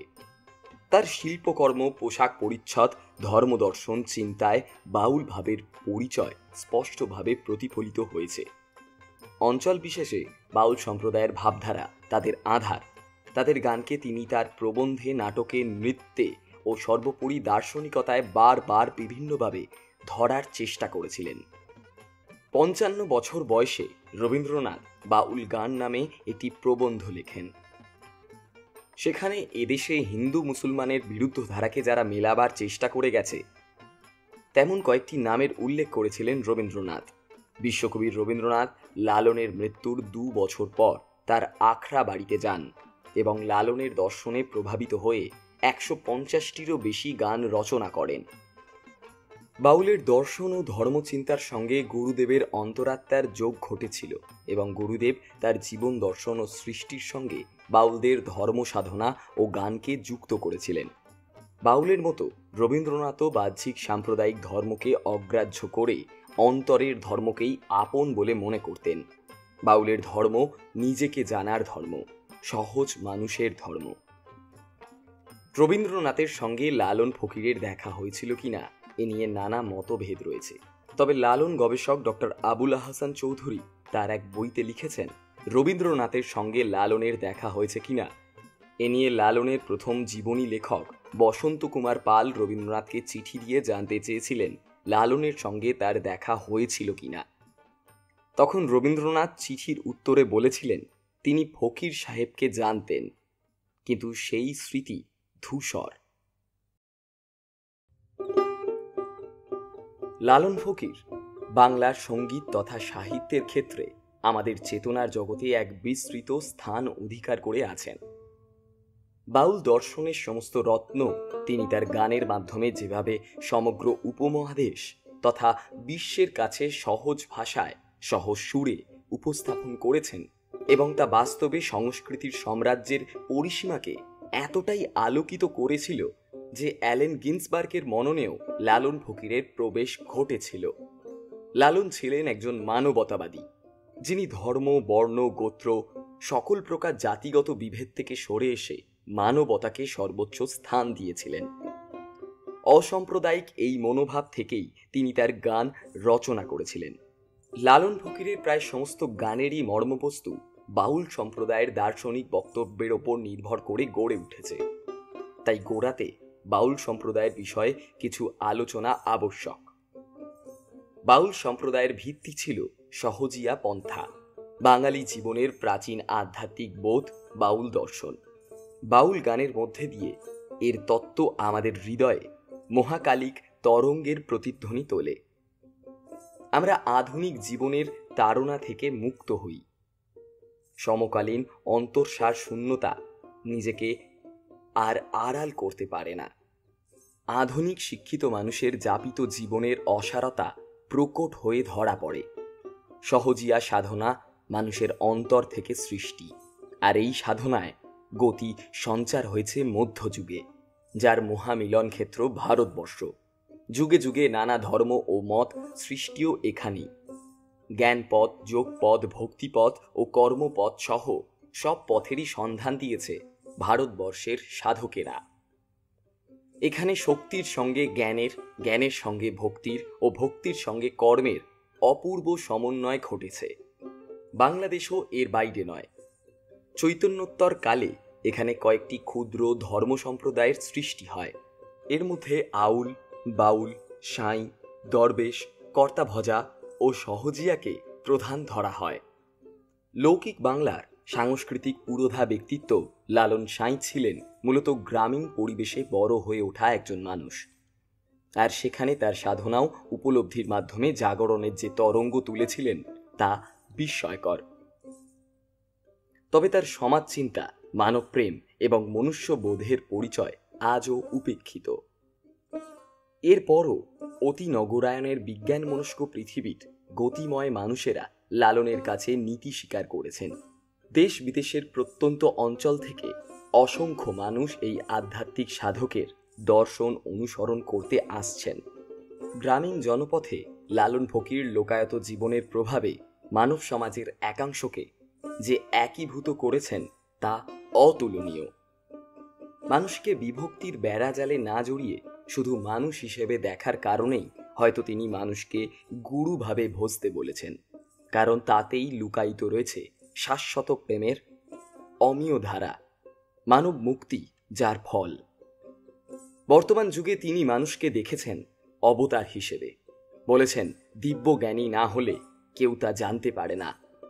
লালন সাঁইয়ের গানের একটি আলাদা তাৎপর্য হল, সাধারণত এ গানগুলোর শেষ দিকে এসে লালন তার নিজের নামে পদ রচনা করেছেন। এর ফলে যা হয়েছে তা হলো তার গান আর অন্য কোথাও নিজের বলে চালিয়ে দিতে পারবেন না কেউ। লালন তার গানে আত্মতত্ত্ব, মনস্তত্ত্ব, দেহতত্ত্ব, জাতিভেদ বিষয়ক যুক্তি, ব্যাখ্যা ও সূক্ষ্ম অথচ তির্যক উপমা উপস্থাপন করেছেন। এ কারণে চণ্ডীদাসের অমর বাণী, সবার ওপরে মানুষ সত্য, তাহার ওপরে নাই, এর মতো মতবাদ প্রতিষ্ঠিত হতে থাকে তার গানে। তিনি বিশ্বাস করতেন জাতি ও জাতের সীমাবদ্ধতা মানুষকে আলাদা অকর্মণ্য করে রাখে। আত্মচেতনা আর ঐশ্বর্যের মাধুর্যে লালন সাঁই যে মরমী জগৎ সৃষ্টি করেছিলেন তার মহাপ্রয়াণের 1 শতাব্দীর বেশি সময় পেরোলেও গানের চেতনায় কোনো ভাটা পড়েনি মানুষের মাঝে। মানুষকে ধর্মের গোড়ামি থেকে মুক্ত করে। লালন দর্শন মানুষকে শেখায় যুক্তিবাদী তথা বাস্তববাদী হতে। শৈশবকাল থেকেই লালন ছিলেন ভাবুক প্রকৃতি ও সঙ্গীত অনুরাগী। লালনের এলাকায় তখন কবিগান ও জারিগানের বিশেষ প্রচলন ছিল। বিখ্যাত বয়াতিদের মধ্যে গানের প্রতিযোগিতা হতো। লালন আহার নিদ্রা ত্যাগ করে দিনের পর দিন এই সব গান শুনে বেড়াতেন। একদিন এই সুরের মাদকতায় তিনি বেছে নিলেন ছন্ন ছাড়া বাউল জীবন। লালন মানুষকে শুধু মানুষ বলেই গণ্য করতেন, কারণ তিনি মনে করতেন মানুষ ভজলে সোনার মানুষ হবি। ধর্মের নামে মানুষে মানুষে যে ব্যবচ্ছেদের দেওয়াল গড়ে উঠেছে তা অনেক আগেই ভেঙে ফেলে মানুষের জন্য সুন্দর একটা পৃথিবী প্রতিষ্ঠার স্বপ্ন দেখেছিলেন তিনি, এবং তা বাস্তবায়নের চেষ্টাও করে গেছেন লালন। এছাড়া লালন শাহ ছিলেন সমাজ সংস্কারক। তিনি সমাজে গোত্র বর্ণের বিভেদ ভেঙে দিয়েছিলেন। মার্কিন কবি এলেন গিন্সবার্গ লালনের দর্শনে প্রভাবিত হন এবং তার রচনাবলিতেও লালনের রচনা শৈলীর অনুকরণ দেখা যায়। আমরা হয়তো সবাই লোক ধর্মের আসল মানে জানি না। মানুষ যখন নিজেই ধর্ম তৈরি করে তাকেই বলে লোক ধর্ম, এবং এই লোক ধর্মের গল্প অনেক আছে।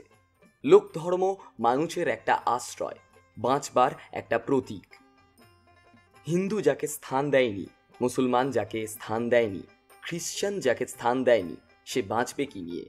সে মানুষ, মানুষ নিয়ে বাঁচবে, এবং সেই বাঁচার নামই হচ্ছে লোক ধর্মের জন্য বাঁচা, লোকায়ত জীবন।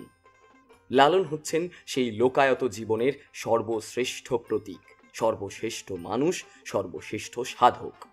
কিন্তু তিনি একক নন এই জীবনে। লালন তার জীবনযাত্রায় যতদিন বেঁচে ছিলেন কখনোই তাকে কোনো ধর্মের অনুশাসন মানতে দেখা যায়নি। তিনি পালন করতেন বাউল মতবাদ। সব সময় বাউল তত্ত্বের কথা বলতেন তিনি, বলতেন মানুষের সামনে। বাউল মতবাদকে একটি মানস পুরাণ বলা হয়। দেহের আধারে যে চেতনা বিরাজ করছে সেই হলো আত্মা। এই আত্মার খোঁজ বা সন্ধানই হচ্ছে বাউল মতবাদের প্রধান লক্ষ্য। ধর্মীয় দৃষ্টিকোণ থেকে দেখলে একে হয়তো পৃথক দর্শন বোঝাবে। বাউল তত্ত্ব হলো দেহের ভেতর আত্মার সাধন। বাউলেরা ধর্ম, বর্ণ, গোত্র, জাতপাত এসব কিছুতে বিশ্বাস করতেন না। তারা বিশ্বাস করতেন দেহের ভেতরে আত্মার বাস, আর আত্মাকে যদি সন্তুষ্ট করতে হয় তবে দেহের ভেতর তার সাধনা করতে হবে। সব সময় পবিত্র রাখতে হবে নিজের দেহকে। মানুষের দৃশ্যমান শরীর এবং অদৃশ্য মনের মানুষ পরস্পর বিচ্ছিন্ন, কিন্তু শরীরেই মনের বাস। সব মানুষের মনে ঈশ্বর বাস করেন। লালনের এই দর্শনকে কোনো ধর্মীয় আদর্শের অন্তর্গত করা যায় না। লালন মানব আত্মাকে বিবেচনা করেছেন রহস্যময়, অজানা এবং অস্পৃশ্য এক সত্তারূপে। খাঁচার ভেতর অচিন পাখি গানে তিনি মনের অভ্যন্তরের সত্তাকে তুলনা করেছেন এমন এক পাখির সঙ্গে যা সহজেই খাঁচারূপী দেহের মাঝে আসা যাওয়া করে, কিন্তু একে বন্দি করে রাখা যায় না। সৃষ্টিকর্তার কি অবাক খেলা! হয়তো যদি সেদিন লালন গৃহচ্যুত না হতেন এবং সমাজ তিরস্কৃত না হতেন, তাহলে হতে পারতেন না মহাকালের অন্যতম মহাপুরুষ। তিনি নিরক্ষর থাকার কারণে গান গাইতেন, আর শিষ্যদের মধ্যে যারা অল্প স্বল্প লেখাপড়া জানতেন তারা সেই সব লিখে রাখতেন। ছেউরিয়া ছোট্ট একটি গ্রামের নাম। নামটি সারা বিশ্বে ছড়িয়ে গেছে, যার পেছনের মানুষ ফকির লালন শাহ। যত দিন যাচ্ছে ততই ছড়াচ্ছে এই গ্রামের নাম। বছরের সব সময়তেই গ্রামের লালন আখড়া বাড়িতে জড়ো হন তার ভক্ত অনুসারীরা। বাউলেরা বলেন, দোল পূর্ণিমার রাতে ফকির লালন তার শিষ্যদের নিয়ে গানের আসর বসাতেন। সেখানে নতুন নতুন অনেক গান পরিবেশন করতেন ফকির লালন। শিষ্যদের বলতেন, পোনা মাছের ঝাঁক এসেছে, অর্থাৎ তার ভেতরে গান এসেছে। এ কথা শোনা মাত্রই সাঁইজির আশেপাশে ছুটে আসতেন শিষ্যরা। ফকির লালন তখন মুখে মুখেই গানের পদ রচনা করতেন। ফকির মানিক ও ফকির মনিরুদ্দিন শাহ বাঁধা গান লিখে নিতেন। লালন তখন ভাবের আবেশে গান ধরতেন, শিষ্যরাও লালনের সঙ্গে তাল মেলাতেন। লালন গবেষক AKM আজাদুর রহমান মনে করেন, মানুষের মাঝ থেকে হিংসা বিদ্বেষ দূর করে সেতু বন্ধ তৈরি করে এই মানুষেরা। বাউলেরা তাদের মতো চলতে পছন্দ করেন। ফকির লালন মানুষের মধ্যে কোনো ভেদাভেদ তৈরি করেননি। আজকের সমাজে মানুষে মানুষে ভেদাভেদ বেড়েছে হানাহানি। লালন বলেছেন, মানুষ বুঝলে সোনার মানুষ হবি। ধর্ম বর্ণ নির্বিশেষে লাখো লাখো মানুষ সাঁইজির সান্নিধ্য পাওয়ার আশায় দূর দূরান্ত থেকে ছুটে এসেছেন এই স্মরণোৎসবে। আউল বাউল সাধু বৈষ্ণব আর ফকির দিওয়ানাদের পদভারে মুখর হয়ে উঠেছে সাঁইজি ধাম। ধামের পাশে বিশাল মাঠের খোলা প্রান্তরে গুরু শিষ্যের মিলন মেলায় ভক্তদের চলছে নাচে গানে দিন রাত ভাবের খেলা। স্মরণ উৎসব বা দোল উৎসব মানেই বাউল ফকিরদের মহা সম্মেলন। জীবদ্দশাতেই লালন ফকিরের গান বহুল জনপ্রিয়তা পেয়েছিল। শিষ্যদের ধারণা গানের সংখ্যা 10,000-এরও বেশি। প্রকৃতপক্ষে তার এত বিপুল সংখ্যক গান পাওয়া যায় না। শোনা যায় কোনো কোনো শিষ্যের মৃত্যুর পর নিয়ম অনুযায়ী তাদের গানের খাতা তাদের কবরে পুঁতে দেওয়া হয়েছিল। অধিকাংশ সময় অনেক ভক্ত খাতা নিয়ে গিয়ে আর ফেরত দেননি। বাউল সাধুদের কাছে গান হলো জ্ঞান, তাদের সাধন সঙ্গীত। মূলত গানের পদ পদাবলীকে বাউল সাধুরা কালামের সমতুল্য ভাবেন। ফলে সুরের চেয়ে পদাবলীর অন্তর্জালের সার কথাকেই বাউলেরা মহৎ মনে করেন। লালনকে সন্ধান করতে গেলে তাই বারে বারে তার গানের কাছে ফিরে ফিরে যেতে হয়। তার জীবন সবার মতো নয়। তিনি বাস করেন চেনা অচেনার মাঝামাঝি বন্দরে। তিনি কি বিশ্বাস করতেন, কি তার ধর্মমত, জীবন প্রণালী ইত্যাদি সবই তার গানের দিব্য কথার মধ্যে বিরাজমান। অচেনা মানুষ ফকির লালন জীবনভর খুঁজে চলেছেন অচিন পাখিকে। সহজ কথায় বেঁধেছেন জীবনের গভীরতম গান। খাঁচার ভেতর অচিন পাখি কেমনে আসে যায়।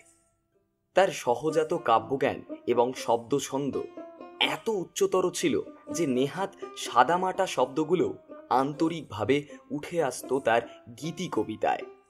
সার্থক কলাকৌশল ও মানানসই ব্যঞ্জনায় বাংলা, ইংরেজি, ফার্সি, আরবি সহ অন্যান্য সকল শব্দকে তিনি সমানে ব্যবহার করে গিয়েছিলেন। সহজ শব্দ ব্যবহার করে গভীর কথার এমন আধ্যাত্মিক গীতি কবিতা একমাত্র লালন সাঁই সফলভাবে সার্থক করে তুলতে পেরেছিলেন। যেমন এক আয়না শব্দকেই তিনি 3-4 রকমভাবে মানানসই কায়দায় ব্যবহার করেছেন তার গানে। বাড়ির কাছে আরশিনগর, মন তুমি পারাহীন দর্পণ, অথবা আয়না আটা রূপের ছটা, আয়না মহল কিংবা শুধুই আয়না পদগুলো সুন্দর মানিয়ে যায় লালনের গানে। লালন গানের ধারা মূলত বহুমাত্রিক। অন্যতম ধারাটি প্রবাহিত হয়েছে ধর্মের বিশ্বাস এবং প্রেম প্রার্থনার সঙ্গে। সংখ্যাগত দিক থেকে মুসলমান সম্প্রদায়ের ধর্মবিশ্বাস সম্পর্কিত গান সর্বাধিক হলেও সনাতন হিন্দু ধর্মমতের সঙ্গেও সামঞ্জস্যপূর্ণ গানের সংখ্যাও নেহাত কম ছিল না। সে যাই হোক, একজন সাধক কবি হিসেবে লালনের প্রধান কৃতিত্ব হল তার গান সর্বজন গ্রাহ্য। কোতা শব্দকে লালন শুধু ব্যবহারই করেননি, সুরের সঙ্গে এর সমন্বয় করে একটি মানানসই আধ্যাত্মিক গীতি কবিতায় পরিণত করেছেন, যার হৃদয়কে সহজগ্রাহ্য করে তোলে। একবার লালন তার শিষ্যদের নিয়ে গঙ্গা নদী পার হয়ে নবদ্বীপ গৌরাঙ্গ মহাপ্রভুর ধামে পৌঁছলেন। মন্দিরের লোকজন আগন্তুকদের বেশভূষা দেখে তাদের পরিচয় জিজ্ঞাসা করল। লালন শিষ্য শীতল শাহ বললেন, আমরা কুষ্টিয়া থেকে এসেছি, সবাই ফকির মতবাদের সাধক। তখন মহাপ্রভুর কাছে গিয়ে বলা হলো, কুষ্টিয়া থেকে কিছু সংখ্যক ফকির এসেছে, যাদের বেশিরভাগই হলো মুসলমান। মহাপ্রভু সব শুনে তাদের বসার ব্যবস্থা করতে বললেন। আঙ্গিনার এক পাশে বড় নিম গাছের তলায় তাদের জায়গা করে দেওয়া হলো। সারা রাতের অনুষ্ঠান শেষে সাধুগুরু এবং বৈষ্ণবীদের সেবা দেওয়ার পর যুবকরা পিতলের থালায় করে সোয়াশের চুন নিয়ে এলো এবং সবাইকে বলা হলো, পাতুন, মহাপ্রভুর প্রসাদ গ্রহণ করুন। চুনে মুখ পুড়ে যাবে এই ভয়ে শিষ্যরা কেউ হাত পাতল না, বরং এক চক্ষে ক্ষমা চাইল। যুবকেরা বলল, আপনারা কেমন সাধু? চুনে মুখ পুড়ে যাওয়ার ভয়ে কেউ হাত পাতলেন না? প্রকৃত সাধুদের তো মুখ পোড়ার কথা নয়। লালন এক কোনায় বসেছিলেন। যুবকদের এই কথা শুনে তিনি বললেন, তোমরা কি চাও? তোমরা কেমন সাধু হয়েছ তা দেখতে চাই। লালন যুবকদের কলার পাতা এবং একটি চারি আনতে বলল। অতঃপর তিনি খানিক চুন কলার পাতায় রেখে বাকি চুন চড়া ভর্তি পানিতে গুলিয়ে দিলেন। এবার তিনি নিজেই কলার পাতার চুনগুলো খেয়ে ফেললেন এবং শিষ্যদের চারি থেকে গ্লাসে করে চুন গোলানো শরবত খাওয়ালেন। তারা সবাই শরবত পানে তৃপ্তি লাভ করল। এই শরবত পান চুন সেবা নামে পরিচিত। লালন ঘোড়ায় চড়তেন। মাঝে মাঝে গভীর রাতে চাঁদের আলোয় ঘোড়ায় চড়ে ঘুরে বেড়াতেন তিনি।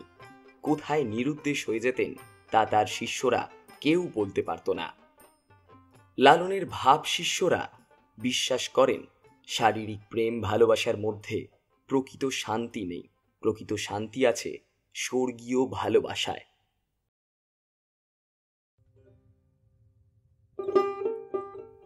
খাঁচার ভিতর অচিন পাখি কেমনে আসে যায়, তারে ধরতে পারলে মনোবেড়ি দিতাম পাখির পায়। এই অচিন পাখিরই খোঁজ করেছিলেন সারা জীবন ধরে ফকির লালন সাঁই। তিনি মানুষের ভেতরের মানুষকে চেনা, মানুষের ভেতরেই সেই অচিন পাখির খোঁজ করা এবং মানুষকে ভজন করে পার করে দিয়েছেন এক জীবন। লালন জীবনীতে তাকে নিয়ে অভিহিত যাত্রাপালায় চলচ্চিত্রে লালন ফকিরের বসন্ত রোগে আক্রান্ত হয়ে সঙ্গীদের কাছ থেকে পরিত্যক্ত হওয়ার ঘটনা পাওয়া যায়। উল্লেখ করে রাখি, বসন্ত রোগ দুই ধরনের এবং দুইটি ভাইরাস ঘটিত রোগ। একটি নাম গুটি বসন্ত, যাকে আমরা চিনি স্মল পক্স নামে। অন্যটির নাম জল বসন্ত, যাকে আমরা সবাই চিনি চিকেন পক্স নামে। জল বসন্তের ভাইরাসের নাম ভ্যারিসেলা জুস্টার ভাইরাস। কয়েকশো বছর ধরে গুটি বসন্ত ছিল পুরো পৃথিবীর মানুষের কাছে এক মূর্তিমান আতঙ্কের নাম। কলেরায় যেমন গ্রামের পর গ্রাম উজাড় হয়ে গেছে এক সময়, গুটি বসন্ত তাই করেছে, স্রেফ গায়েব করে দিয়েছে জনপদের পর জনপদ। বহু শতাব্দী আগের তথ্যের প্রয়োজন নেই। গত শতকের মাঝামাঝি সময় 1957 থেকে 1959 এই 3 বছরে 1,15,000-এরও বেশি মানুষ গুটি বসন্তে আক্রান্ত হয় এবং প্রায় 86,000 মানুষ মারা যায়। আর পুরো পৃথিবীতে শুধু 20 শতকেই এ রোগে মারা যায় আনুমানিক 30 কোটি মানুষ। গুটি বসন্ত থেকে যারা বেঁচে গেছেন তারা সারা জীবন তার চিহ্ন বয়ে বেড়াচ্ছেন নিজেদের শরীরে। লালন ফকিরের জীবনে যে টার্নিং পয়েন্ট, তার মূলে আছে গুটি বসন্ত বা স্মল পক্স নামের ভয়ঙ্কর রোগটি। এ রোগের কারণ ভেরিওলা মেজর নামের ভাইরাসের সংক্রমণ। লালনের জন্মসাল নিয়ে মতভেদ থাকলেও তিনি যে গুটি বসন্তে আক্রান্ত হয়েছিলেন তা সবাই স্বীকার করেছেন। তবে এই মহাত্মা ঠিক কবে, কোন বয়সে, কত সালে গুটি বসন্তের কবলে পড়েছিলেন সেটি সঠিকভাবে উল্লেখ করা কঠিন। সময়টা 18 শতকের শেষ বা 19 শতকের শুরুর দিকে। সাঁইজি হয়ে ওঠার আগে একবার তীর্থযাত্রা করেছিলেন লালন। এই তীর্থযাত্রা শেষ করে ফেরার পথে তিনি বসন্ত রোগে আক্রান্ত হন। ক্রমে রোগের প্রকোপ এতটাই বৃদ্ধি পায় যে তার সঙ্গীরা তাকে মৃত মনে করে পথে ফেলে চলে যান। কেউ কেউ বলেন নদীতে ভাসিয়ে দেওয়া হয় তাকে। যাই হোক, তিনি পরিত্যক্ত হন সঙ্গীদের কাছ থেকে। কিন্তু প্রকৃতির অপার অনুগ্রহে লালন মরলেন না। তিনি অচেতন অবস্থায় পথের পাশে পড়ে থাকেন কিংবা ভাসতে ভাসতে নদীর তীরে চলে আসেন। এই সময় দৃশ্যপটে প্রবেশ করেন এক নারী। তিনি ছিলেন মুসলমান এবং তাঁতি পরিবারের মানুষ। এই নারী রোগাক্রান্ত লালনকে বাড়ি নিয়ে গিয়ে সেবা শুশ্রূষা করে সুস্থ করে তুললেন। মৌলানা মলম ও তার স্ত্রী মতিজান বিবির অক্লান্ত সেবা শুশ্রূষা ও চিকিৎসায় রোগীর বসন্ত রোগ নিরাময় হতে থাকে। 3 সপ্তাহ ধরে আন্তরিক সেবা শুশ্রূষার ফলে তার বসন্তজনিত ঘা শুকোতে থাকে এবং শরীরের উজ্জ্বলতা বৃদ্ধি পায়। আরও সপ্তাহখানেক পর তার শরীর এতটাই উজ্জ্বল হয়ে ওঠে যে বসন্ত রোগে ক্ষতবিক্ষত হওয়ার কোনো চিহ্নই আর খুঁজে পাওয়া যায় না। রোগ থেকে সম্পূর্ণ সুস্থ হয়ে লালন ফিরে গেলেন নিজ গ্রামে। কিন্তু যে মানুষের মৃত্যু হয়েছে তাকে সমাজে গ্রহণ করা যায় না। সমাজের চাপে ভীষণ অভিমানে বাড়ি ছাড়েন লালন, চলে যান সিরাজ সাঁইয়ের কাছে, দীক্ষিত হন বাউল মতে। তারপর লালন হয়ে ওঠেন লালন ফকির, কারোর কাছে সাঁইজি। লালন ঘর ছাড়ার কিছুকাল পরেই তার দুঃখিনী স্ত্রী ইহলোক ত্যাগ করেন। মা পদ্মাবতী একাকিনী সংসারে কষ্ট ও গভীর বেদনার মধ্যে দিন কাটাতে থাকেন। এরপরের ইতিহাস লালন ফকিরের ছেউড়িয়া ফিরে আসা, বাউল দর্শনের চর্চা, সঙ্গীত সৃষ্টি, রবীন্দ্রনাথের সঙ্গে দেখা হওয়া না হওয়ার বিতর্ক ইত্যাদি এইসব রয়েছেই। লালনকে ভুল করে অনেকেই অবিশ্বাসী বা নাস্তিক বললেও সৃষ্টিকর্তায় বিশ্বাসী ছিলেন লালন। গানে গানে সৃষ্টিকর্তাকে পড়শি, মনের মানুষ সহ বিভিন্ন নামে তিনি ডেকে গেছেন। লালনের বেশ কিছু রচনা থেকে সুস্পষ্ট ইঙ্গিত পাওয়া যায় যে তিনি কোনো ধর্ম, গোত্র, বর্ণ, সম্প্রদায় সম্পর্কে আদৌ আগ্রহী বা প্রভাবিত কিংবা শ্রদ্ধাশীল কোনোটাই ছিলেন না। ব্রিটিশ আমলে যখন হিন্দু ও মুসলমান সম্প্রদায়ের মধ্যে জাতিগত বিভেদ ও সংঘাত বাড়ছিল, তখন লালন ছিলেন এর বিরুদ্ধে প্রতিবাদী কণ্ঠস্বর। মনে রাখতে হবে যে লালন ফকির ও তার অনুসারীরা নিজেরাও ছিলেন সমাজের মূল ধারা থেকে বিতাড়িত এক বঞ্চিত জনগোষ্ঠী। লালনের গানের অনেক দুঃখ, বিষণ্ণতা ও অস্তিত্ববাদী জিজ্ঞাসা আসলে বাংলার এক বিশেষ সময়কালে গ্রাম বাংলার দরিদ্র ও বঞ্চিত জনগোষ্ঠীর দুঃখবোধ ও অস্তিত্ববাদী শূন্যতারই প্রকাশ। যে দরিদ্র সামাজিক শ্রেণীর অন্তর্ভুক্ত ছিলেন লালন ফকির নিজেও। লালন ফকিরের কাহিনী হচ্ছে নিপীড়নের বিরুদ্ধে দাঁড়িয়ে সৃজনশীলতা ও প্রতিবাদের কাহিনী। লালন শাহ 1890 সালের 17 অক্টোবর 116 বছর বয়সে কুষ্টিয়ার কুমারখালীর ছেউরিয়াতে নিজ আখড়ায় মৃত্যুবরণ করেন। মৃত্যুর প্রায় 1 মাস পূর্ব থেকে তিনি পেটের সমস্যা ও হাত পায়ের গ্রন্থির সমস্যায় ভুগছিলেন। অসুস্থ অবস্থায় দুধ ছাড়া তিনি অন্য কিছু খেতেন না। এই সময় তিনি মাছ খেতে চাইতেন। মৃত্যুর দিন ভোর 5টা পর্যন্ত তিনি গান বাজনা করে গেছেন এবং এক সময় পর তার শিষ্যদেরকে তিনি বলেন, আমি চলিলাম। এবং এর কিছু সময় পরই তার মৃত্যু হয়। তার নির্দেশ বা ইচ্ছা না থাকায় তার মৃত্যুর পর হিন্দু বা মুসলমান কোনো ধরনের ধর্মীয় রীতিনীতি পালন করা হয়নি। তারই উপদেশ অনুসারে ছেউরিয়ায় তার আখড়ার মধ্যে একটি ঘরের ভেতর তার সমাধি গড়ে তোলা হয়। আজও সারা বাংলাদেশ ও পশ্চিমবঙ্গ থেকে বাউলেরা অক্টোবর মাসে ছেউরিয়ায় মিলিত হয়ে লালনের প্রতি তাদের শ্রদ্ধা নিবেদন করেন। আমি চলিলাম বলে লালন তার গন্তব্যের উদ্দেশ্যে রওনা হয়েছিলেন ঠিকই, তবে রেখে গেছেন তার সৃষ্টিগুলো, যেগুলো আপনাকে কখনো কখনো কাঁদিয়ে ছাড়বে, কখনো ভাবতে বাধ্য করবে আপনি কে, কোথা থেকে এসেছেন, আপনার গন্তব্যই বা কি। মানুষ ভজনার মধ্যেই রয়েছে ফকির সাধনার মূল বস্তু। কেননা মানুষ ভজলে, মানুষকে প্রেম করলে, ভালোবাসলে অধরাকে অর্থাৎ পরমাত্মাকে, মনের মানুষকে পাওয়া যায়। এই মত, এই পথ, এই ভাব ও দর্শন আমাদের লোকায়ত সাধনা শিল্পে, সাহিত্যে, সঙ্গীতে, সংস্কৃতিতে অপরাপর মানবিক প্রেমের, সাম্যের, মানবতার অমৃতমাখা পথ রচনা করেছেন। তাই সাধু ফকিররা এই ভারতবর্ষে, বাংলায় মানুষে মানুষে কোনো ভেদাভেদ না করে এক কাতারে দাঁড় করাতে চেয়েছেন। মানুষকে ধর্ম, বর্ণ, গোত্র, সম্প্রদায় বৈষম্য ভুলে প্রেমের, ভালোবাসার, সাম্যের এক আকাশের নিচে রাখতে চেয়েছে। রবীন্দ্রনাথ অতীব সঠিক কথাটিই বলেছেন। এই ভারতের এক জাতীয়তা রেখেছে শুধু ফকিরেরাই। মানুষ হয়ে জন্মালে মানুষ হওয়া যায় না। মানুষ হতে গেলে জীবনে অতি গুরুত্ব গুণাবলীর অধিকারী হতে হয়। মনুষ্যত্ব বোধ বা মানসিক গুণাবলী মানুষ হওয়ার পূর্ব শর্ত। ফকির লালন শাহ ব্যক্তিগত জীবনে, পারিবারিক জীবনে, সামাজিক জীবনে, রাষ্ট্রীয় জীবনে মানবতাবাদী হওয়া অধিক প্রয়োজনীয় বিষয় এটি ভালো করেই জানতেন এবং মনে প্রাণে উপলব্ধি করেছিলেন বলেই তার গানে মানুষ ও মানবতাবাদ অনেক বেশি স্থান দখল করে আছে। ধর্ম, বর্ণ, জাতপাত, গোত্রের অনেক ওপরে মানুষ ও মনুষ্যত্বের অবস্থান। এখানে প্রেম, ভালোবাসা, সাম্য, মানবিকতা, চিরশান্তি, কল্যাণ ও মঙ্গলের প্রধান উৎস হয়ে উঠেছে। আর এই জন্যই মানুষ হওয়ার জন্য, মানুষের সন্ধান পেতে গেলে, মনুষ্যত্বের রূপ, রস, গন্ধ আস্বাদন করতে হলে এই ক্ষণ জীবনে সত্য, সুন্দর, মানবিক পথে চলতে হয়।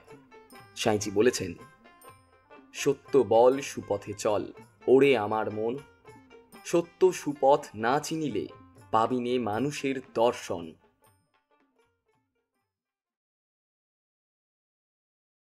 তারকা খ্যাতি।